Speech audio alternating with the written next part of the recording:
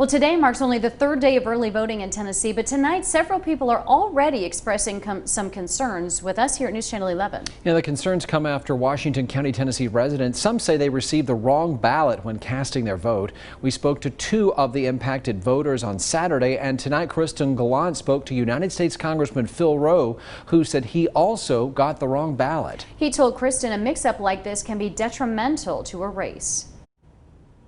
Josh and Sarah, Washington County Administrators of Election, Maybelle Stewart says they have not received any more calls from people receiving the wrong ballot than the three we reported on Saturday. Two of those voters went to vote in Jonesboro, the other went to Gray. However, it is still raising concerns for Washington County voters.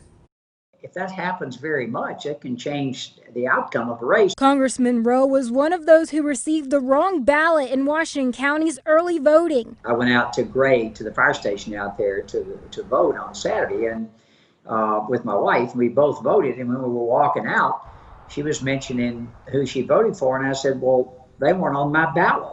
And so we turned around and went back in and said, look, there was a mistake made here. The U.S. representative received the ballot for the 6th House District instead of the 7th House District. It's not fair to either of the four candidates who are running if this election is close, because I clearly voted in the wrong district. According to the Election Commission, this was a human error by the machine operator. They say there is nothing wrong with the ballots or machines themselves. House District 7 candidate Rebecca Alexander's husband was one of those who received the wrong ballot, but caught it before voting.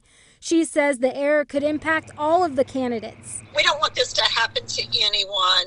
I know I had someone running for school board that told me that they had people come out and say, hey, I got to vote for you and you're not even in my district.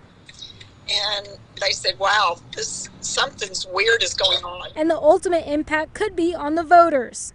They're also not getting to vote for who they wanted to and who affects their district. So it's two-sided that way.